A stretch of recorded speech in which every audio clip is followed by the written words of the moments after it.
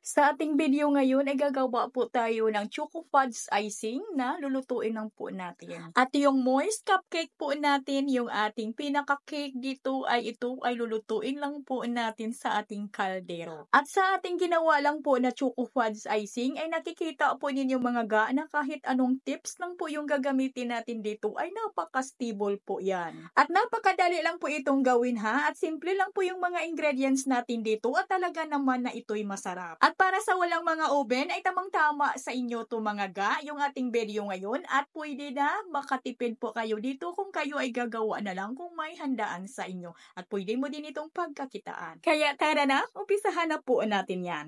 So dito meron po tayong 200 ml or 3/4 cup po ito na ating evaporated milk. At lagyan po natin ito ng half tablespoon ng white vinegar. At haluin lang po natin yan at saka itabi lang muna natin. I-rest muna natin ito ng mga 30 minutes lang. At dito naman sa another bowl po natin ay maglagay po tayo ng 3/4 cup or 65 grams po ito na cocoa powder. At yung ating cocoa powder ay tunawin po natin ito sa 3/4 cup or 200 ml na mainit na tubig. At maglagay tayo dito ng 1 stick na Nescafe powder. At haluin muna natin yan ng mabuti at pagkalipas ng 30 minutes mga ga ay ilagay na po natin dito yung ating evaporated milk na nilagyan po natin ng white vinegar. Bali, nababad na po natin yung ating evaporated milk at saka yung ating white vinegar ng mga 30 minutes. Kaya dahan-dahan na po natin ditong ilagay. Or gradually lang po yung paglagay natin para hindi din tayo magkaroon ng mga bilog-bilog sa ating cocoa mixture. At nang well mixed na, ilagay na po natin dito yung 250 grams or 1 1/4 cup ng light brown sugar. At 1/2 teaspoon ng iodized salt, and then haluin muna natin yan. At pagkatapos ay itabi lang muna natin ito. At dito naman sa isang bowl po natin ay magsala po tayo ng 230 grams or 1 1/2 cups na all-purpose flour. At 1 teaspoon ng baking powder plus 1 teaspoon ng baking soda. At pagkatapos mga ga ay ilagay na po natin dito ng paunti-unti yung ginawa po natin na cocoa mixture. Ay pautay-utay lang po nating ilagay para hindi naman tayo magkaroon ng maraming lumps sa ating mixture, para mapadali lang po natin sa pagpakinis.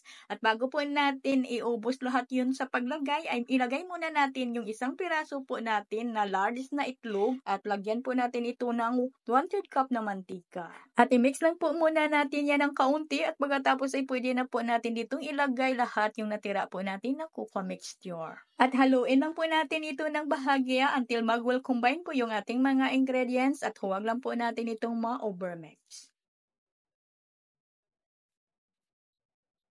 At ganito lang kalapot at kakinis yung ating mixture mga ga. At isalin ko lang po ito sa ating pitcher para po ay mapadali po nating maitransfer, mailipat sa ating mga molder. At gumamit lang po ako dito ng 1 ounce ng ating cupcake liner. At lulutuin ko po ito mga ga sa aking kasirola na medyo malaki na wala po itong tubig.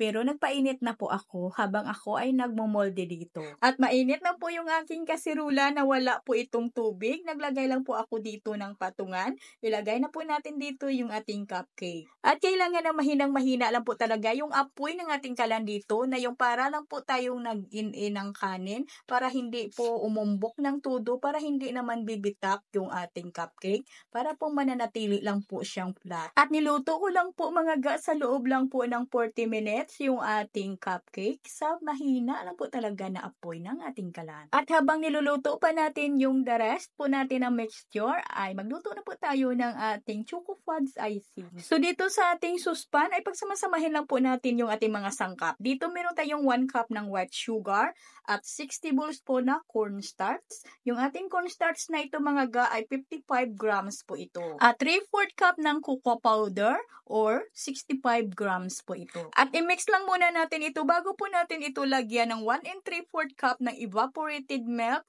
Pero ang ilagay muna natin dito na evap ay 1 cup lang muna. Gradually lang po yung paglagay natin ng ating evaporated milk para hindi tayo magkaroon ng maraming lumps or bilog-bilog, para makinis po yung ating mixture. Para makinis pag naluto yung ating choco icing pads. At bago po natin ito isalang sa ating kalan, ay ilagay muna natin dito yung 2 pieces po natin na egg yolk. At durugin muna natin yung ating egg yolk.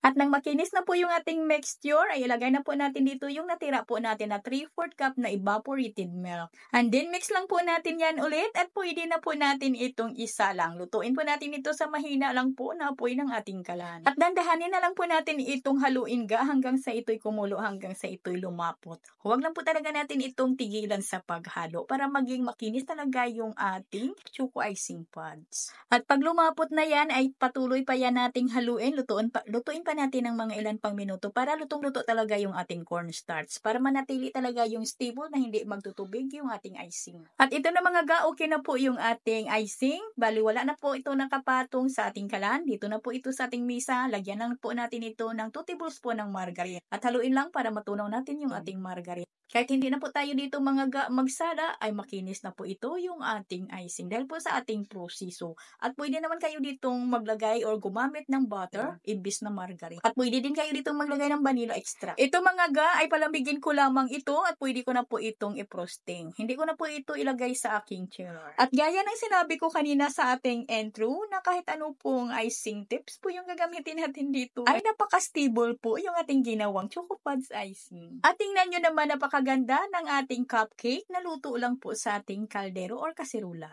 Sa mga design po dito mga ga ay kayo na po yung bahala. Basta yun lang pong masasabi ko po. Yung ating icing ngayon ay napaka-stable po kahit ano pong icing tips na gagamitin po natin. At dito sa ating mixture, kung ayaw nyo naman gumawa ng cupcakes, ay ilagay nyo po ito sa mga round cake pan para po ay makagawa po kayo ng cake. At ito po yung gagamitin po ninyo na frosting yung ginawa natin. Pwede din itong pangpalaman. At sana po ay nasundan po ninyo yung ating recipe ngayon. Hanggang dito lang po yung ating video. Maraming salamat. Ito pong muli ang inyong Kainday. Maraming salamat muli at bye-bye.